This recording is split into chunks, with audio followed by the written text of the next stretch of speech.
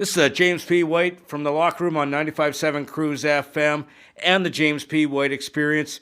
Also, welcome to the Jedi Jimmy podcast. And I'm, of course, Jedi Jimmy. Let's get started. Today is episode 4, and I'm dealing with Boba Fett, the Book of Boba Fett, episode 3, and the title is The Streets of Mos Espa. Such a great episode. I was fired up through the entire thing. First of all, it starts out with a water merchant coming and talking to Boba Fett saying, hey, people are robbing me of my water. I need you to help keep order in this town. If you're the daimyo, take care of business. So he went to deal with the riders. They were a bike gang that were stealing his water. They told him, hey, it was too expensive and we don't have a job. He gave them a job. He's like, hey, you know what, I understand. Gave them a job. Told the merchant, hey, you're charging way too much. You're charging more than anybody makes for water. Get over it. And such a great start of the episode because of the whole fact he was living by his mantra. He said that Jabba ruled with fear, I rule with respect. He dealt with respect, both giving it and demanding it. Such a great part of the episode. And then he went back to doing a flashback, and he remembered where he actually went back to the Tusken village. He was doing his own thing. Went back to the Tusken village, which he had been made a member of, and they were all slaughtered. And they were actually slaughtered by the bike gang that Boba Fett fought in the latest episode at the Tashi station. And it was a very deep and sad part. The huge significance was the letters on one of the burnt tents, JL, which is the symbol of this group, which is called the Nikito Sand Riders, or also the Kintan Striders. And that really showed the depth of, who Boba Fett is becoming. And I thought that was cool. And then he gets woken up from this flashback, and it's none other than Black K, or Black Chrysanthemum. That's how it's pronounced, Chrysanthemum. I actually looked it up. And that fight where he's beating the hell out of Boba Fett, and then the gang comes to his rescue, and it is an intense fight. And you see Black Chrysanthemum with his brass knuckles. They're pretty much brass knuckles, but they're electrified. And it is such an amazing battle, a fight between the two of them, or all of them. And then eventually he gets dropped into the pit that used to have the Rancor, where he is now captured. That's a prison. That was a cool part. I was quite impressed with how that worked, and such a great fight. Probably the best fight I've seen outside of a lightsaber duel in Star Wars history, in my mind. Now, with that, the Hutts actually come back to visit Boba Fett and admit that they sent Black Chrysanthemum to kill him, and they apologized and gave him a gift. The ultimate gift. His own Rancor.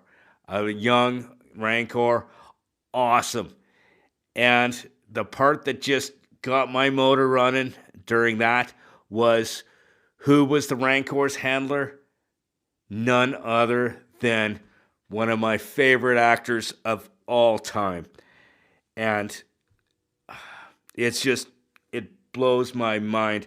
Danny Trejo is in this show, and blew my mind. I peed a little when I saw him. It was awesome. Now, one cool thing about that whole battle and everything that I really love is with Fennec Shand. Her blaster rifle is amazing, but not only is it a rifle, in the butt of the gun, she has daggers that she keeps hidden in there.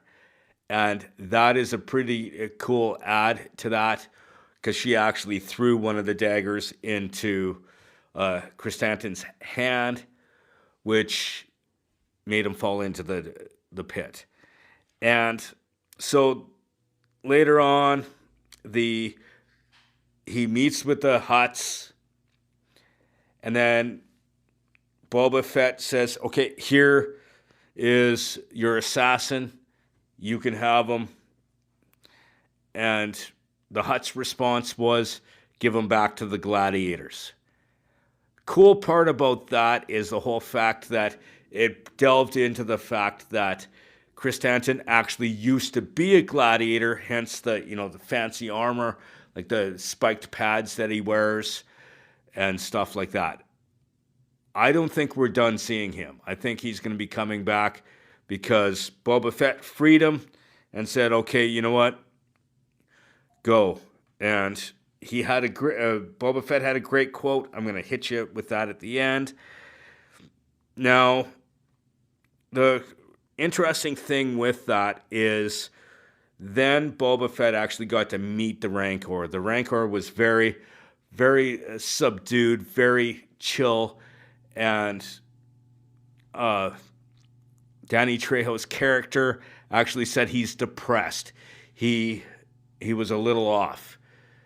And so Boba Fett actually wanted Danny Trejo, the handler, to teach him how to be the master of the Rancor and almost make him like a friend.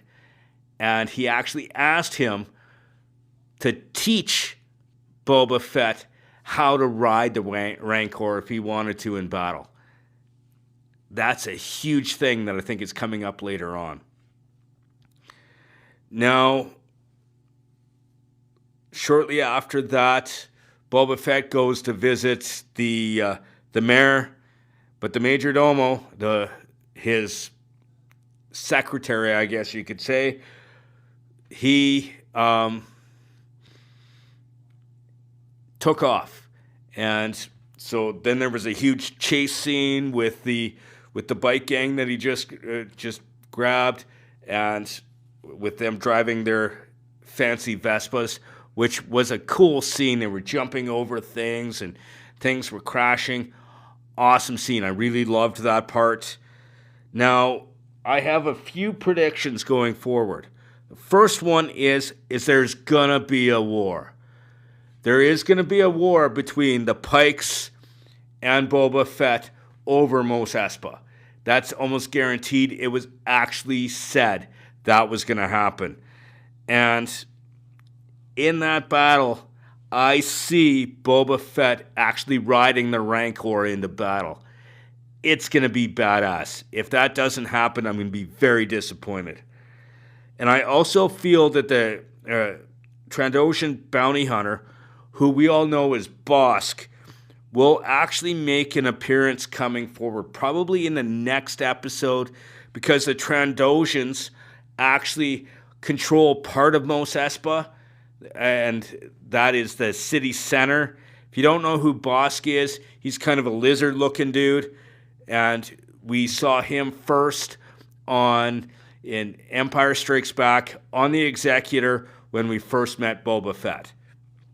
Now, also, I believe that Black Krrsantan, otherly known as the big Black K, he will actually come back and join Boba Fett in his battle against the Pikes because he showed mercy to him in this episode. Now, I said that I was always going to point out my mistakes or predictions that I have said that weren't necessarily didn't come true. One, I mentioned that the Black Sun was the syndicate that Darth Maul was the head of. That is incorrect. It was actually called Crimson Dawn. Black Sun is a different syndicate. And also the syndicate that the Tuskens fight against on the train are the Pikes, who are now the villains in this past episode. Now the 5 syndicates are the Crimson Dawn, Black Sun, the Cremora Syndicate, the Hutt Clan, who have now left Tatooine, as well as the Pike Syndicate. Another prediction that I have is, or a prediction I said last time, was that Boba Fett was going to go to war to the Hutts, but they left, so he's actually going to war against the Pikes. And the Tuskens are not going to be part of this battle, I don't believe, because the village that he became part of, they were all slaughtered, so they're not going to be involved.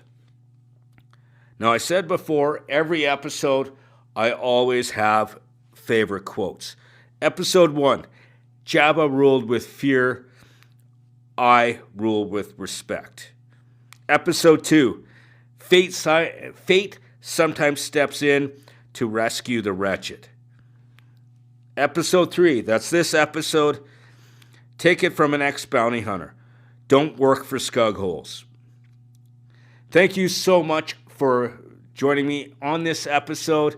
I really love doing this, but I need to give a huge thanks out to my sponsors. First and foremost, the Dean Blundell Network on deanblundell.com, and of course, Fire for Effect Productions, who helps me put this together.